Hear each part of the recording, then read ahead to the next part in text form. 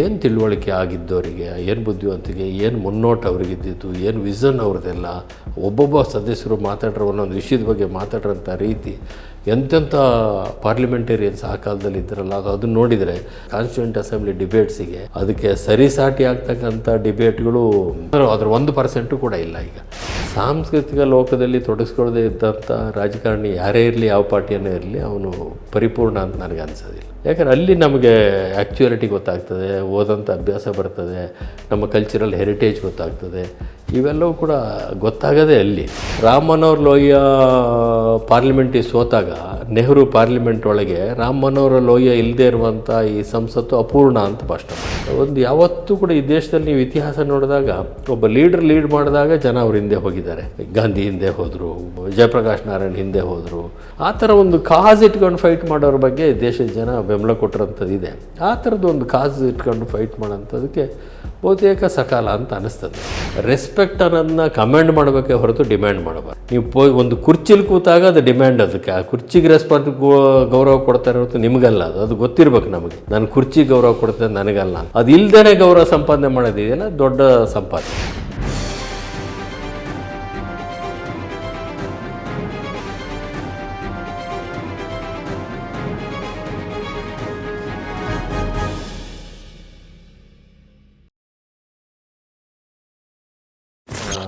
ಅದರಲ್ಲಿ ವಿಸ್ಮಯ ಅಥವಾ ಅದರಲ್ಲಿ ಬಹಳ ನಿಮ್ಮನ್ನು ಒಂದು ಬೆರಗುಗೊಳಿಸಿದ ಆ ಥರದ ಸಂಗತಿಗಳೇನಾದರೂ? ಒಂದು ಅಂದರೆ ನಾನೇನು ಅದರಲ್ಲಿ ಚಾಲೆಂಜ್ ಮಾಡಿರೋದು ಅಂದರೆ ಪಾರ್ಲಿಮೆಂಟ್ ಡಿಕ್ಲೈನ್ ಆಗ್ತಾಯಿದೆ ಮತ್ತು ಅದರಿಂದಾಗಿ ಪ್ರೆಸಿಡೆನ್ಷಿಯಲ್ ಸಿಸ್ಟಮೇ ಇದಕ್ಕೆ ಸೂಕ್ತ ಅನ್ನೋದು ಭಾಳ ಜನ ವಾದ ಮಾಡ್ತಾಯಿದ್ರು ಆ ಕಾಲದಲ್ಲಿ. ನಾವು ಮಾಡಿದಾಗ ಈಗಲೂ ಮಾಡ್ತಾರೆ. ಶಶಿ ತರೂರು ಆರ್ಗ್ಯೂ ಮಾಡ್ತಾರೆ, ರಾಮಕೃಷ್ಣ ಹೆಗ್ಡೆಯವರು ಅದನ್ನು ಮಾಡಿದರು. ತುಂಬ ಜನ ಈ ಸಿಸ್ಟಮ್ ಸೂಟ್ ಆಗೋದಿಲ್ಲ ಇಲ್ಲಿಗೆ, ಪ್ರೆಸಿಡೆನ್ಷಿಯಲ್ ಸಿಸ್ಟಮೇ ಕರೆಕ್ಟು, ಅದನ್ನು ಚಾಲೆಂಜ್ ಮಾಡಿ ನಾನು ಥೀಸಿಸ್ ಮಾಡಿದ್ದು. ಇಲ್ಲ, ಇದು ಒಂದು ಡಿಕ್ಲೈನ್ ಆಗ್ತಾಯಿಲ್ಲ, ಅದು ಮೋರ್ ರೆಪ್ರೆಸೆಂಟೇಟಿವ್ ಆಗ್ತಾಯಿದೆ.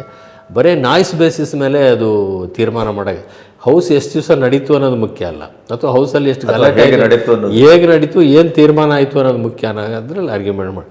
ಅದರಲ್ಲಿ ನಾನು ನೋಡಿದಾಗ ಆ ಶಿಫ್ಟ್ಗಳೇನಿದ್ದಾವೆ ಗ್ರ್ಯಾಜುವಲಿ ಬಂದಿರತಕ್ಕಂಥದ್ದು, ಯಾರಿಗೆ ವಾಯ್ಸ್ ಇರಲಿಲ್ಲ ಅವರಿಗೆ ವಾಯ್ಸ್ ಸಿಗ್ತಕ್ಕಂಥ ಒಂದು ಪರಿಸ್ಥಿತಿ ನಿಧಾನಕ್ಕೆ ನಿರ್ಮಾಣ ಆಗಿ ಅವರ ನೇಟಿವ್ ಲ್ಯಾಂಗ್ವೇಜಲ್ಲಿ ಅದನ್ನು ಹೇಳೋಕ್ಕೆ ಶುರು ಮಾಡಿದರು. ಅದು ಪಾರ್ಲಿಮೆಂಟಿಗೆ ಅಪರಿಚಿತ ಆಗಿತ್ತು, ಹೋಗಲಿಲ್ಲ. ಯಾಕಂದರೆ ಎಲೈಟ್ ಕ್ಲಾಸೇ ಇದ್ದಿದ್ದು. 1950s ನೆಹರು ಕಾಲದಿಂದ ಇಂದಿರಾ ಗಾಂಧಿ ಬರಲ್ಲಿಯವರಿಗೆ ಹೆಚ್ಚು ಕಮ್ಮಿ ಸ್ವಾತಂತ್ರ್ಯ ಹೋರಾಟದಲ್ಲಿ ಭಾಗವಹಿಸ್ಕೊಂಡಂಥ ಎಲೈಟ್ ಕ್ಲಾಸೇ ಅದರಲ್ಲಿ ಇದ್ದಿದ್ದರಿಂದ ಅವರೆಲ್ಲ ಎಜುಕೇಟೆಡು, ಲಾ ಡಿಗ್ರಿ ಮತ್ತೊಂದು ಅದು ಇದು ಮಾಡಿ ಹೋರಾಟದಲ್ಲಿ ಬಂದರು. ಅದೇ ಒಂದು ಗುಂಗಿನಲ್ಲೇ ಆ ಪಾರ್ಲಿಮೆಂಟ್ ನಡೆದು ಹೋಗ್ತಾಯಿತ್ತು. ಈ ಎಲೈಟ್ ಕ್ಲಾಸ್ ಬಿಟ್ಟು ಈಗ ಅನ್ರೆಪ್ರೆಸೆಂಟೆಡ್ಡು, ವಾಯ್ಸ್ ಇಲ್ಲದೆ ಇರೋರು ಇವರೆಲ್ಲ ಬರೋಕ್ಕೆ ಶುರು ಮಾಡಿದ್ರಲ್ಲ, ಇವರು ಅವ್ರವ್ರ ಊರಿನ ಸಮಸ್ಯೆ ಹೇಳೋಕ್ಕೆ ಶುರು ಮಾಡಿದರು. ಈ ನಮ್ಮ ಊರೆಲ್ಲ ಇದಿಲ್ಲ, ಇನ್ನೊಂದು ಆಗ್ಬೇಕು, ಅದು ಅಲ್ಲಿ ಹೊಸ್ತದು ಪಾರ್ಲಿಮೆಂಟಿಗೆ. ಬರೀ ಪಾಲಿಸಿ ಮೇಕರ್ಸ್ ಆಗಿದ್ದರು ಅವರು, ಲಾ ಮೇಕರ್ಸು. ಇದು ಹೋಗಿ ಸೋಷಿಯಲ್ ಇಶ್ಯೂಸು ಅಲ್ಲಿ ಬರೋಕ್ಕೆ ಶುರುವಾಯಿತು. ಇದು ಭಾಳ ಇಂಟ್ರೆಸ್ಟಿಂಗು ಚೇಂಜ್ ಆಗಿರೋದು. ಕ್ಯಾರೆಕ್ಟ್ರು ಯಾವ ಸಮಾಜದ ಯಾವ ವರ್ಗದಿಂದ ಎಲ್ಲ ಬರೋಕ್ಕೆ ಶುರು ಅದರಲ್ಲಿಗೆ ಏನೇನು ವಿಷಯ ಪ್ರಸ್ತಾಪ ಆಗೋಕ್ಕೆ ಶುರುವಾಯಿತು. ಒಂಥರ ನೇಟಿವಿಟಿ ಬರೋಕ್ಕೆ ಶುರುವಾಯಿತು ಪಾರ್ಲಿಮೆಂಟಿಗೆ. ಇದೆಲ್ಲ ಭಾಳ ಇಂಟ್ರೆಸ್ಟಿಂಗ್ ಅಂತ ಅನ್ನಿಸ್ತು. ಆಗ ನನಗೆ ಏನು ನಮಗೆ ಇಷ್ಟೊಂದು ನಾಲೆಡ್ಜಿನ ಕೊರತೆ ಇತ್ತಲ್ಲ ಅಂಥೇಳಿ ಅನಿಸ್ತು. ಆಗ ನಾನು ಇದನ್ನೇನು ನಮ್ಮ ಕಾನ್ಸ್ಟಿಟ್ಯೂಂಟ್ ಅಸೆಂಬ್ಲಿಯ ಡಿಬೇಟ್ಸು ಅದು ಇದನ್ನೆಲ್ಲ ರೆಫರ್ ಮಾಡಿದಾಗ ಏನು ತಿಳುವಳಿಕೆ ಆಗಿದ್ದವರಿಗೆ, ಏನು ಬುದ್ಧಿವಂತಿಕೆ, ಏನು ಮುನ್ನೋಟ ಅವ್ರಿಗಿದ್ದಿದ್ದು, ಏನು ವಿಷನ್ ಅವ್ರದ್ದೆಲ್ಲ, ಒಬ್ಬೊಬ್ಬ ಸದಸ್ಯರು ಮಾತಾಡ್ರೋ ಒಂದೊಂದು ವಿಷಯದ ಬಗ್ಗೆ ಮಾತಾಡ್ರೋಂಥ ರೀತಿ, ಎಂತೆಂಥ ಪಾರ್ಲಿಮೆಂಟೇರಿಯನ್ಸ್ ಆ ಕಾಲದಲ್ಲಿ ಇದ್ರಲ್ಲ, ಅದನ್ನು ನೋಡಿದರೆ ನೀವು ಯಾವತ್ತಾರು ಪುರುಸೋತಾದಾಗ ಈಗೆಲ್ಲ ಅದು ಅವೈಲೇಬಲ್ ಇದೆ ಎಲ್ಲ ಲ್ಯಾಂಗ್ವೇಜಲ್ಲಿ. ಅದು ಕಾಣುತ್ತೆ. ಕಾನ್ಸ್ಟಿಟ್ಯೂಂಟ್ ಅಸೆಂಬ್ಲಿ ಡಿಬೇಟ್ಸಿಗೆ ಅದಕ್ಕೆ ಸರಿಸಾಟಿ ಆಗ್ತಕ್ಕಂಥ ಡಿಬೇಟ್ಗಳು ಭಾಳ ಅಂದರೆ ಅದರ 1% ಕೂಡ ಇಲ್ಲ. ಈಗ ಆ ಒಂದೊಂದು ವಿಷಯದ ಬಗ್ಗೆನೂ ಕೂಡ ಪ್ರೆಸಿಡೆನ್ಷಿಯಲ್ ಸಿಸ್ಟಮು, ಪಾರ್ಲಿಮೆಂಟ್ರಿ ಸಿಸ್ಟಮ್ ಬಗ್ಗೆ ದೊಡ್ಡ ಚರ್ಚೆ ನಡೆದಿದೆ, ವೋಟಿಂಗ್ ನಡೆದಿದೆ. ಅದರ ಪರವಾಗಿ ವಿರುದ್ಧವಾಗಿ ಎಲ್ಲ ಮಾತಾಡಿದರು. ಅಂಬೇಡ್ಕರು, ನೆಹರು ಎಲ್ಲ ಪಾರ್ಲಿಮೆಂಟ್ರಿ ಸಿಸ್ಟಮ್ ಬಗ್ಗೆ ಮಾಡಿದ ಆರ್ಗ್ಯುಮೆಂಟು, ಅದಕ್ಕೆ ಕೊಟ್ಟಂಥ ಕಾರಣಗಳು, ಅಕೌಂಟಬಿಲಿಟಿ ಬೇಕು, ಇದು ಇರಬಾರ್ದು, ಸರ್ವಾಧಿಕಾರ ಬರಬಾರ್ದು ಅಂತ ಅವರೆಲ್ಲ ಕೊಟ್ಟಂಥ ಕಾರಣಗಳು ಇವೆಲ್ಲ ಅವೆಲ್ಲ ಭಾಳ ಇಂಟ್ರೆಸ್ಟಿಂಗು. ಹಾಗಾಗಿ ಅದೊಂಥರ ಒಂದು ಹೊಸ ಪ್ರಪಂಚನೇ ನನಗೆ. ನನ್ನ ತಿಳುವಳಿಕೆಯನ್ನು ಜಾಸ್ತಿ ಮಾಡಿದ್ದೆ ಅದು, ಆ ಒಂದು ಓದು ಮತ್ತು ಅದೊಂದು PhD ಮಾಡಿದ್ದು. ಆಮೇಲೆ ಅದಾದಮೇಲೆ ಆಗಾಗ ಯಾವುದಾದ್ರು ವಿಷಯಗಳ ಬಗ್ಗೆ ಮಾಧ್ಯಮದವ್ರು ಕೇಳ್ತಾರೆ, ಬರಿತಾ ಇರ್ತೀನಿ. ಸುಮಾರು ಎಲ್ಲ ಹೆಚ್ಚು ಕಮ್ಮಿ ಎಲ್ಲ ರಾಜಕಾರಣಿಗೆ ಈ ಥರದ ಸೃಜನಾತ್ಮಕವಾದಂಥ ಸಂವೇದನಾತ್ಮಕವಾದಂಥ ಈ ಥರದ ಹವ್ಯಾಸಗಳು ಇರಬೇಕು ಅಂತ ಹೇಳ್ತೀರಾ? ನನ್ನ ಪ್ರಕಾರ ಇರಬೇಕು. ಸಾಂಸ್ಕೃತಿಕ ಲೋಕದಲ್ಲಿ ತೊಡಗಿಸ್ಕೊಳ್ಳದೆ ಇದ್ದಂಥ ರಾಜಕಾರಣಿ ಯಾರೇ ಇರಲಿ, ಯಾವ ಪಾರ್ಟಿಯನ್ನೇ ಇರಲಿ, ಅವನು ಪರಿಪೂರ್ಣ ಅಂತ ನನಗೆ ಅನಿಸೋದಿಲ್ಲ. ಯಾಕಂದ್ರೆ ಅಲ್ಲಿ ನಮಗೆ ಆ್ಯಕ್ಚುಯಾಲಿಟಿ ಗೊತ್ತಾಗ್ತದೆ, ಓದಂಥ ಅಭ್ಯಾಸ ಬರ್ತದೆ, ನಮ್ಮ ಕಲ್ಚರಲ್ ಹೆರಿಟೇಜ್ ಗೊತ್ತಾಗ್ತದೆ. ಇವೆಲ್ಲವೂ ಕೂಡ ಗೊತ್ತಾಗೋದೇ ಅಲ್ಲಿ, ಈ ಬೇರೆ ಕಡೆ ಗೊತ್ತಾಗೋಂಥದ್ದಿಲ್ಲ. ಇದನ್ನು ನಾನು ನೋಡಿ ಕಲ್ತಿದ್ದು ಪಟೇಲ್ರಿಂದ, ರಾಮಕೃಷ್ಣ ಹೆಗಡೆಯಿಂದ, ಅನಂತಮೂರ್ತಿಯವ್ರು ನನಗೆ ಭಾಳಷ್ಟು ಗೈಡ್ ಮಾಡಿದ್ದಾರೆ, DR ನಾಗರಾಜ. ನಾವು ಪಟೇಲರು CM ಆಗಿದ್ದಾಗ ಸಂಜೆಗೆ ಸೇರ್ತಾಯಿದ್ರು ಅವರೆಲ್ಲ, ಪಟೇಲರು, ಅನಂತಮೂರ್ತಿ, DR ನಾಗರಾಜ, ಅನಂತ್ ನಾಗ್ ಇವರೆಲ್ಲ. ಆ ಸಂದರ್ಭದಲ್ಲಿ ಉಳಿದದ್ದು ಏನೇ ಇರಲಿ, ಅವರ ಉಳಿದ ಚಟುವಟಿಕೆಗಳು ಬಿಟ್ಟರು ಕೂಡ ಅಲ್ಲಿ ಚರ್ಚೆ ಆಗ್ತಾ ಇದ್ದಂಥ ವಿಷಯಗಳಿದ್ವಲ್ಲ, ಆಗ ನನಗೆ ಪಟೇಲರು ಒಂದೊಂದು ವಿಷಯದ ಬಗ್ಗೆನೂ ಮಾತಾಡ್ತಾ ಇದ್ದಂಥದ್ದು, ಅನಂತಮೂರ್ತಿಗೆ ಕೌಂಟ್ರ್ ಮಾಡ್ತಾ ಇದ್ದಂಥ ಇದೆಲ್ಲ ಕೇಳಿದಾಗ ನನಗೆ ಒಂಥರ ನಿಜ ಹೇಳಬೇಕು ಅಂದರೆ ನನಗೆ ಕೀಳರಿಮೆ ಇತ್ತು. ನನಗೆ ಅನ್ನಿಸ್ತು ಕೀಳರಿಮೆ, ಓಹೋ ನನ್ನ ತಯಾರಿ ಕಡಿಮೆ ಇದೆ, ನನ್ನ ತಿಳುವಳಿಕೆ ಕಡಿಮೆ ಇದೆ ಅಂತ. ಅದನ್ನು ನಾನು ಬಳಸ್ಕೊಂಡೆ. ಫಾರ್ಚುನೇಟ್ಲಿ ನನಗೆ ಜನಗಳು ಬಿಡುವು ಕೊಟ್ಟರು ರಾಜಕಾರಣದಲ್ಲಿ, ಚುನಾವಣಾ ರಾಜಕಾರಣದಲ್ಲಿ ಸರಿ ಹೋಗಲಿಲ್ಲ. ಹಾಗಾಗಿ ಅದನ್ನು ಉಳಿದ ಸಮಯನ ಬೇರೆ ರೀತಿಯಲ್ಲಿ ಬಳಸ್ಕೊಳ್ಬೋದಾಗಿತ್ತು. ಆಗ ನಾನು ಅದನ್ನು ಓದೋದಕ್ಕೆ, ಸಾಂಸ್ಕೃತಿಕ ಲೋಕದಲ್ಲಿ ಗುರುಸ್ಕೊಳ್ಳೋಕ್ಕೆ, ರಂಗಭೂಮಿ ಒಟ್ಟಿಗೆ ಸಂಪರ್ಕ ಇಟ್ಕೊಳ್ಳಲಿಕ್ಕೆ, ಈ ಥರ ಭಾರತ್ ಯಾತ್ರಾ ಕೇಂದ್ರ, ಪಾದಯಾತ್ರೆ ನಂತರ ಸ್ಥಾಪನೆ, ಅದು ನಿರಂತರವಾಗಿ ಚಟುವಟಿಕೆ ಅದರಲ್ಲಿ ಭಾಗವಹಿಸ್ತಾ ಇದ್ವಿ. ರವೀಂದ್ರ ಕಲಾಕ್ಷೇತ್ರ, ಇದರದ್ದೆಲ್ಲ ಸಂಪರ್ಕ ಜಾಸ್ತಿ ಇತ್ತು. ಈ ಕಾರಣ ಎಲ್ಲ ಕಾರಣಗಳಿಂದಾಗಿ ಅದೊಂಥರ ನನಗೆ ಈ ಥರ ಒಂದು ಸ್ವಲ್ಪ ನಮಗೇನು ವಿಧಾನಸೌಧದ ಒಳಗಿರೋದು ಹೊರಗಿರೋದು ಏನು ವ್ಯತ್ಯಾಸ ಮಾಡೋದೇನಂಥ ಸ್ಥಿತಿ ನಾವು ಬಂದಿದ್ದರೆ, ಅಥವಾ ಒಂದು ಸ್ಥಿತಪ್ರಜ್ಞತೆ ಕಡೆಗೆ ಹೋಗ್ತಾ ಇದ್ದರೆ ಇದು ಮುಖ್ಯವಾದಂಥ ಕಾರಣ. ಹಾಗೆ ನಮಗೇನು ಈ ಕೆಲವು ಸತಿ ನೋಡಿದರೆ ಅಲ್ಲಿ ಒಳಗಿರೋಕ್ಕಿಂತ ಹೊರಗಿರೋದೇ ವಾಸಿ, ಇಲ್ಲೇ ಗೌರವ ಜಾಸ್ತಿ ಇದೆ ಅಂತ ಅನ್ನಿಸ್ತದೆ, ಸತ್ಯ ಹೇಳಬೇಕು ನಿಮಗೆ. ಅಂದರೆ ಆ ಥರದ ಒಂದು ಪರಿಸ್ಥಿತಿ ಇದೆ. ಬಟ್ ಅದೇ ಈ ಥರ ಆಗ್ತಾ ಇದೆಯಲ್ಲ ಅಂತಕ್ಕಂಥ ಒಂದು ವಿಷಾದನೂ ಕೂಡ ಇದೆ. ಏನು ಈ ಥರ ಆಗ್ತಾಯಿದೆ, ಎಲ್ಲ ಸಂಪೂರ್ಣವಾಗಿ ಜಾತಿ ಮತ ಹಣ ಕೇಂದ್ರಿತ ಆಯ್ತಲ್ಲ. ಈಗ ನೀವು ಸೆಕ್ಯುಲರ್ ಅಂತ ಶಬ್ದ ಇಟ್ಕೊಂಡು ಸೆಕ್ಯುಲರ್ ಪಕ್ಷದೊಟ್ಟಿಗಿರಬೇಕು, ಸೆಕ್ಯುಲರ್ ಆಗಿರಬೇಕು ಅನ್ನುವಂಥ ಈ ಬಹುತ್ವದಲ್ಲಿ ಏಕತ್ವನ ಇತ್ಯಾದಿ ಏನೋ ನಮ್ಮ ಚರ್ಚೆ ಇದೆ, ಅದನ್ನು ನಂಬಿಕೊಂಡು ನೀವು ರಾಜಕಾರಣ ಮಾಡ್ಕೊಬಂದ್ರಿ. ಇವತ್ತರ ಜಾತಿ ಮೂಲವಾಗಿ ಇವತ್ತೊಂದು ಪೋರ್ಟ್ಫೋಲಿಯೋವನ್ನು ಕೊಡೋದಿದ್ರು, ಆಯ್ಕೆ ಮಾಡೋದಿದ್ರು, ಅವನ ಜಾತಿ ಬಲದಲ್ಲಿ ಎಷ್ಟು ಓಟ್ ಇದೆ ಅನ್ನುವಂಥ ಒಂದು ತುಷ್ಟೀಕರಣದಿಂದ ಹಿಡಿದು ಎಲ್ಲವೂ ರಿವರ್ಸ್ ಗೇರಲ್ಲಿ ಹೋಗ್ತಾ ಇದೆ ಅಂತ ಅನಿಸ್ತಾ ಇಲ್ಲ. ನನ್ನ ಪ್ರಕಾರ ಈಗ ಕೆಲವು ವರ್ಷಗಳಿಂದ ಸೆಕ್ಯುಲರಿಸಮ್ ಅನ್ನೋದು ಒಂದು ಸ್ಲೋಗನ್ ಅಷ್ಟೇ, ನಮ್ಮ ಕನ್ವೀನಿಯನ್ಸಿಗೆ ಅಷ್ಟು ಪ್ರಾಮಾಣಿಕವಾಗಿ ಹೇಳದೆ ಹೋದರೆ ಅದು ಆತ್ಮದ್ರೋಹ ಮಾಡ್ಕೊಂಡು ಇಟ್ ಈಸ್ ಎ ಸ್ಲೋಗನ್. ಉಳಿದಾಗೆ ಬೇರೆ ಯಾವುದಾದ್ರು ಸ್ಲೋಗನ್ ಇದ್ದರೆ ಸೋಷಿಯಲಿಸಮು, ಮತ್ತೊಂದು ಸೆಕ್ಯುಲರಿಸಮು, ಇವೆಲ್ಲವೂ ಕೂಡ ಒಂದು ಸ್ಲೋಗನ್ಗಳಷ್ಟೇ. ನಮಗೇನು ಅನುಕೂಲ ಅಂತ ಅಷ್ಟೇ ಪ್ರಶ್ನೆ. ಅದಕ್ಕೆ ಒಂದೇ ಭಾಳ ಸುಲಭವಾದ ದಾರಿ ರಾಜಕಾರಣಿಗಳು ಹೇಳೋದು ಅಂದರೆ ಪ್ರಾಕ್ಟಿಕಲ್ ಆಗಿರಬೇಕು ರಾಜಕಾರಣದಲ್ಲಿ. ತೀರೋ ಐಡಿಯಾಲಜಿಕಲ್ ಆಗಿದ್ದರೆ ಇವತ್ತಿನ ಎಲೆಕ್ಟ್ರಲ್ ಪಾಲಿಟಿಕ್ಸಿಗೆ ಸೂಟ್ ಆಗೋದಿಲ್ಲ. ಪ್ರಾಕ್ಟಿಕಲ್ ಅಂದರೆ ಏನು, ಜಾತಿ ಮತ ಹಣ ಭಾವನೆ ಇವೆಲ್ಲವೂ ಕೂಡ ಎಷ್ಟು ಸಾಧ್ಯನೋ ಅಷ್ಟು ಕೆಣಕಿ ಆ ಸಂದರ್ಭದಲ್ಲಿ ಅಲ್ಲಿ ಪಾಸ್ ಆಗೋದು ಹೇಗೆ ಅಂತ. ಇವತ್ತು ಅಹಿಂದ ಕೂಡ ಒಂದು ವೋಟ್ ಬ್ಯಾಂಕಿನ ರಾಜಕಾರಣದ ಹೌದು, ಪಾರ್ಟ್ ಆ್ಯಂಡ್ ಪಾರ್ಷಲ್. ಹೌದು, ಅದ್ರಾಗೇನು ಎರಡನೇ ಮಾತಿಲ್ಲ. ಎಲ್ಲವೂ ಕೂಡ ಅಪೀಸ್ಮೆಂಟ್ ಅಂತಲೇ ಹೇಳ್ಬೋದು. ಒಂಥರದ ಬರೇ ಇದೇನು ಹಣ ಮತ್ತೊಂದು ಪುಕ್ಸಟೆ ಕೊಟ್ಟು ಇದಷ್ಟೇ ಅಪೀಸ್ಮೆಂಟ್ ಅಲ್ಲ, ಅವು ಕೂಡ ಅಪೀಸ್ಮೆಂಟೇ. ಅವೆಲ್ಲವೂ ಕೂಡ ಅಪೀಸ್ಮೆಂಟ್ ಪಾಲಿಟಿಕ್ಸೇ ಒಂಥರ ನಡೀರೋದು. ಆ ಥರದ ಒಂದು ಕಾಲದಲ್ಲಿ ನೋಡಿ, ನಿನ್ನೆ ಮೊನ್ನೆ ಯಾರೋ ನನಗೆ ನೆನಪು ಮಾಡಿಕೊಟ್ರು, KH ಪಾಟೀಲ್ರದ್ದು ಸೆಂಟೆನರಿ ಬರ್ತಾಯಿದೆ ಈ ವರ್ಷ ಅಂತೇನೋ. KH ಪಾಟೀಲ್ರು ಕಾಂಗ್ರೆಸ್ ಅಧ್ಯಕ್ಷರಾಗಿ ದೇವರಾಜ ಅರಸು ಮುಖ್ಯಮಂತ್ರಿ ಆಗಿದ್ದಾಗ, ಆಗ ನಾವು ಹೊರಗಿದ್ವಿ, ನಮ್ಗೆ ಗೊತ್ತಿಲ್ಲ ಅದು, ಬಟ್ ವಾಸ್ತವ ಅದು. ಕಾಂಗ್ರೆಸ್ ವರ್ಕಿಂಗ್ ಕಮಿಟಿನಲ್ಲಿ ಅಥವಾ ಕಾಂಗ್ರೆಸ್ ಎಕ್ಸಿಕ್ಯೂಟಿವ್ ಕಮಿಟಿನಲ್ಲಿ ವರ್ಕಿಂಗ್ ಕಮಿಟಿಯಲ್ಲಿ ಸ್ಟೇಟಲ್ಲಿ ತೀರ್ಮಾನ ಆಗಿದೆ, ಒಂದು ವಿಷಯ ಕ್ಯಾಬಿನೆಟಿಗೆ ಹೋಗ್ತಿರಲಿಲ್ಲ ಅಂತ. ಅಲ್ಲಿ ಏನೇ ಕಾನೂನು ಮಾಡೋದಾದ್ರು ಇಲ್ಲಿ ಅಪ್ರೂವ್ ಆಗದೆ ಅಲ್ಲಿಗೆ ಹೋಗ್ತಾರೆ. ದೇವರಾಜ ಅರಸು ಅಂತವರೇ ಅದಕ್ಕೆ ಒಪ್ಕೊಳ್ಳೋಂಥ ಸ್ಥಿತಿನ ನಿರ್ಮಾಣ ಮಾಡಿದರು.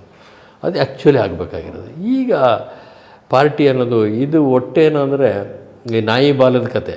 ನಾಯಿ ಬಾಲ ಅಲ್ಲಾಡಿಸೋದು ಸಹಜ, ಅದು ಬಾಲನೇ ನಾಯಿ ಅಲ್ಲಾಡಿಸೋದು ಇದೆಯಲ್ಲ, ಅದು ಆ ಸ್ಥಿತಿ ಇವತ್ತಿಗೆ. ಚುನಾಯಿತನ ಆಗಿಬಿಟ್ಟ ಅಂತೇಳಿದ್ರೆ ಅವನೇ ಬೇರೆ ಪಕ್ಷವೇ ಬೇರೆ. ಈಗ ಎಲ್ಲ ಪಾರ್ಟಿನಲ್ಲೂ ಅದೇ ಕತೆ ಇದೆ. ಎಲೆಕ್ಟ್ರೇಟ್ ಪಕ್ಷದ ಕಚೇರಿ ನೀವು ಆಗಾಗ ಬರಬೇಕು ಅಂತ ನೀವು ರೂಲ್ ಮಾಡಿದರೂ ಕೂಡ ಬರ್ತಾರೆ, ಏನೋ ಒಂದು ಕಾರಣ ಕೂಡ ಬರದೇ ಹೋದರೂ ಶಿಸ್ತು ಕ್ರಮ, ಯಾರು ಯಾವುದಕ್ಕೂ ಕೇರೆ ಮಾಡೋದಿಲ್ಲ. ಇದೆಲ್ಲ ಕೂಡ ಆಮೇಲೆ ರಾಜಕೀಯವಾಗಿ ಎದುರಾಳಿಗಳಿರ್ತಾರಲ್ಲ, ಅವರು ಶತ್ರುಗಳ ಥರ ನೋಡೋದು ಕೂಡ ಇಲ್ಲ. ನಿಮಗಿರೋಂಥ ಮಾಹಿತಿನೇ ಇದೇನು ಹೊಸ್ತೇನಲ್ಲ. ರಾಮ್ ಮನೋಹರ್ ಲೋಹಿಯಾ ಪಾರ್ಲಿಮೆಂಟಿಗೆ ಸೋತಾಗ ನೆಹರು ಪಾರ್ಲಿಮೆಂಟ್ ಒಳಗೆ ರಾಮ್ ಮನೋಹರ್ ಲೋಹಿಯಾ ಇಲ್ಲದೆ ಇರುವಂಥ ಈ ಸಂಸತ್ತು ಅಪೂರ್ಣ ಅಂತ ಭಾಷಣ ಮಾಡಿದ್ರು. ಅದೇ ರಾಮ್ ಮನೋಹರ್ ಲೋಹಿಯಾ ಅಷ್ಟು ನೆಹರು ಫ್ಯಾಮಿಲಿಯನ್ನು ಕ್ರಿಟಿಸೈಸ್ ಮಾಡಿದ್ದು ಇವತ್ತು ಮೋದಿ ಅವರು ಇವರ ಲೆಕ್ಕಕ್ಕಿಲ್ಲ, ಇವರು ಯಾರು ಕೂಡ ಅಷ್ಟು ಕ್ರಿಟಿಸೈಸ್ ಮಾಡಿದ್ರು. ಅವ್ರ ವಿರುದ್ಧ ಎಲೆಕ್ಷನ್ಗೂ ನಿಂತಿದ್ದರು, ವಿಜಯಲಕ್ಷ್ಮಿ ಪಂಡಿತ್ ವಿರುದ್ಧ ಲೋಹಿಯಾ ಹೋಗಿ ಅಷ್ಟು ಮಟ್ಟಿಗೆ ಕುಟುಂಬ ರಾಜಕಾರಣ ಮತ್ತು ನೆಹರು ಪಾಲಿಸೀಸ್ನ ವಿರೋಧ ಮಾಡ್ತಾ ಇದ್ದಂಥ ಸೋಷಿಯಲಿಸ್ಟ್ ಅವ್ರ ಬಗ್ಗೆನೇ ನೆಹರುದ ಅಭಿಪ್ರಾಯ ಇತ್ತು. ನೆಹರು ಬಗ್ಗೆ ಒಂದು ಸರ್ತಿ ಲೋಹಿಯಾ ಬೆಂಗಳೂರಿಗೆ ಅಲ್ಲಿಗೆ ಬಂದಾಗ ಅವರ ಸ್ನೇಹಿತರೆಲ್ಲ ಸೇರಿದಾಗ ನೆಹರೂನ ಬಾಯಿಗೆ ಬಂದಂಗೆ ಟೀಕೆ ಮಾಡ್ತಾಯಿದ್ರಂತೆ ಎಲ್ಲರೂ, ಭಾಳ ಅವಾಚ್ಯವಾಗಿ ಅಲ್ಲ ಈಗ ಮಾಡ್ತಾರಲ್ಲ ಅದೇ ಥರ. ಆಗ ಲೋಹಿಯಾ ಹೇಳಿದ್ರಂತೆ, ನೋಡಿ ನಾನು ವಿರೋಧ ಮಾಡ್ತಿರೋದು ಪ್ರೈಮ್ ಮಿನಿಸ್ಟರ್ ನೆಹರೂನ, ಪಂಡಿತ್ ನೆಹರೂನಲ್ಲ. ಪಂಡಿತ್ ನೆಹರು ಭಾಳ ದೊಡ್ಡ ವಿದ್ವಾಂಸ, ಭಾಳ ದೊಡ್ಡ ಕಮಿಟ್ಮೆಂಟ್ ಇರೋನು, ಭಾಳ ದೊಡ್ಡ ಸ್ವಾತಂತ್ರ್ಯ ಹೋರಾಟಗಾರ. ಅವರ ವ್ಯಕ್ತಿತ್ವದ ಬಗ್ಗೆ ಈ ಥರ ನನ್ನ ಖುಷಿ ಮಾಡೋಕ್ಕೆ ನೀವು ಯಾರು ಕೂಡ ಮಾತಾಡಬಾರ್ದು ಅಂತ ಲೋಹಿಯಾ ಹೇಳಿದ್ರು. ಇದು ಅವತ್ತಿದ್ದಂಥ ಒಂದು ಗೌರವಯುತವಾದಂಥ ರಾಜಕೀಯದ ಸಂಬಂಧಗಳು ಕೂಡ.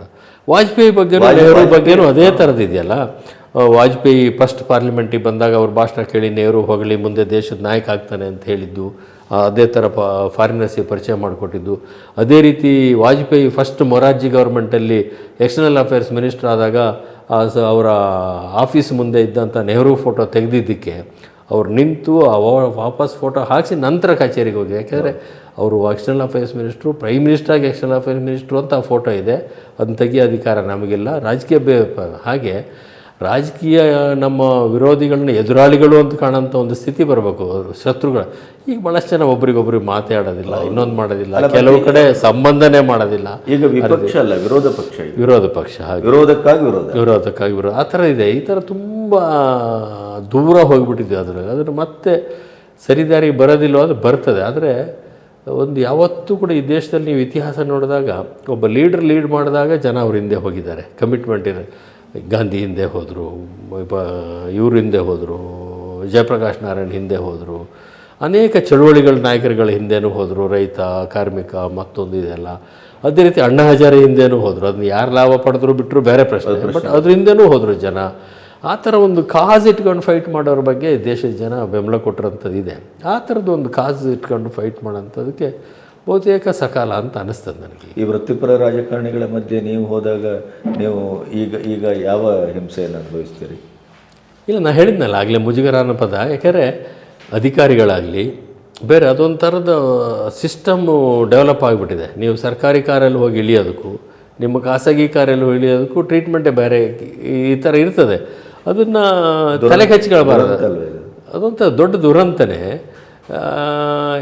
ಈಗ ನೋಡಿ, ಕೆಲವು ಒಂದು ಸರ್ತಿ ಯಾರೋ ನನಗೆ ಹೇಳಿದರು, ಈ ಅಜೀಂ ಪ್ರೇಮ್ಜಿ ಇವರೆಲ್ಲ ಭಾಳ ದೊಡ್ಡ ಶ್ರೀಮಂತರು, ನಾರಾಯಣ ಮೂರ್ತಿ ದೊಡ್ಡ ಶ್ರೀಮಂತ. ಅವರ ವ್ಯವಹಾರದ ಬಗ್ಗೆ ಯಾರ್ದು ಏನೇ ಅಭಿಪ್ರಾಯ ಇರ್ಬೋದು, ಅವ್ರು ಬಟ್ ಸರಳವಾಗಿದ್ದಂಥವ್ರೆ. ಆರ್ಡಿನರಿ ಮನೇಲಿರೋದು, ಆರ್ಡಿನರಿ ಕಾರಲ್ಲಿ ಓಡಾಡೋದು, ಈ ಥರ ಎಲ್ಲ ಅದನ್ನು ಇದನ್ನು ನನ್ನ ಪ್ರಕಾರ ನಂದೊಂದು ಪಾಲಿಸಿ ಏನಿದೆ, ಅದು ಯಾರು ಒಪ್ಪಲಿ ಬಿಡಲಿ, ಅದು ಏನಾದ್ರು ತಿಳ್ಕೊಳ್ಳಿ, ರೆಸ್ಪೆಕ್ಟ್ ಅನ್ನೋದನ್ನ ಕಮೆಂಡ್ ಮಾಡಬೇಕೇ ಹೊರತು ಡಿಮ್ಯಾಂಡ್ ಮಾಡಬಾರ್ದು. ಕರೆಕ್ಟ್. ನೀವು ಒಂದು ಕುರ್ಚಿಲಿ ಕೂತಾಗ ಅದು ಡಿಮ್ಯಾಂಡ್, ಅದಕ್ಕೆ ಆ ಕುರ್ಚಿಗೆ ಗೌರವ ಕೊಡ್ತಾ ಇರೋದು ನಿಮಗಲ್ಲ. ಅದು ಗೊತ್ತಿರ್ಬೇಕು ನಮಗೆ. ನಾನು ಕುರ್ಚಿಗೆ ಗೌರವ ಕೊಡ್ತೇನೆ, ನನಗಲ್ಲ. ಅದು ಇಲ್ಲದೇ ಗೌರವ ಸಂಪಾದನೆ ಮಾಡೋದಿದೆಯಲ್ಲ, ದೊಡ್ಡ ಸಂಪಾದನೆ. ಈಗ ತೇಜಸ್ವಿ ನಮ್ಮೂರಲ್ಲೇ ಇದ್ದರು, 30-40 ವರ್ಷ 50 ವರ್ಷ ನಮ್ಮೂರಲ್ಲೇ ಇದ್ದರು. ಆದರೆ ಅವರು ಯಾವತ್ತೂ ಬೆಂಗಳೂರಿಗೆ ಬರಲಿಲ್ಲ, ಯಾವತ್ತೂ ಪ್ರಚಾರ ಬಯಸಲಿಲ್ಲ. ಆದರೆ ಇವತ್ತು ಕೂಡ ತೇಜಸ್ವಿ ಅಷ್ಟು ಚರ್ಚೆ ಆಗತ್ತ ಮತ್ತೊಂದು ಸಾಹಿತ್ಯ ಬಿಟ್ಟು ಮಾತಾಡ್ತಿಲ್ಲ. ಆ ಥರದ ಅವರೊಂದು ವ್ಯಕ್ತಿತ್ವವನ್ನು ರೂಪಿಸ್ಕೊಳ್ಳೋದಿದೆಯಲ್ಲ, ಆ ಥರದ ಅವರೆಲ್ಲ. ಅನಂತಮೂರ್ತಿ ಆದರೆ ಆ್ಯಕ್ಟಿವಿಸ್ಟ್ ಆಗಿದ್ದರು, ನಂಜುಂಡಸ್ವಾಮಿ ಆ್ಯಕ್ಟಿವಿಸ್ಟ್ ಆಗಿದ್ದರು, ಚಂಪಾ ಆ್ಯಕ್ಟಿವಿಸ್ಟ್ ಆಗಿದ್ದರು, ಈ ಥರ ಬೇರೆ ಬೇರೆ, ಕಾರ್ನಾಡು ಆ್ಯಕ್ಟಿವಿಸ್ಟ್ ಆಗಿದ್ದರು. ಆದರೆ ಅವರು ಎಲ್ಲವೂ ಬೇರೆ ಬೇರೆ ಪ್ರಶಸ್ತಿಗಳನ್ನೆಲ್ಲ ಪಡ್ಕೊಂಡ್ರು. ರಾಜಕೀಯದ ಹೊರಗಿದ್ದು ಒಳಗಿದ್ದು ಹೌದು, ಆ ಥರ ಇದ್ದು ಅವ್ರು ನೋಡಿ. ಅವರು ಇವತ್ತು ಕೂಡ ತೇಜಸ್ವಿನ ಬಿಟ್ಟು ಚರ್ಚೆ ಮಾಡೋಕ್ಕಾಗೋದಿಲ್ಲ ಸಾಹಿತ್ಯನ, ಕರ್ನಾಟಕದ ಸಾಹಿತ್ಯನ. ಅದೇ ಥರ ಈ ಥರದ್ದು ಅದು ಅಸಾಧ್ಯ ಇದೆ, ಅಸಾಧ್ಯ ಏನಲ್ಲ.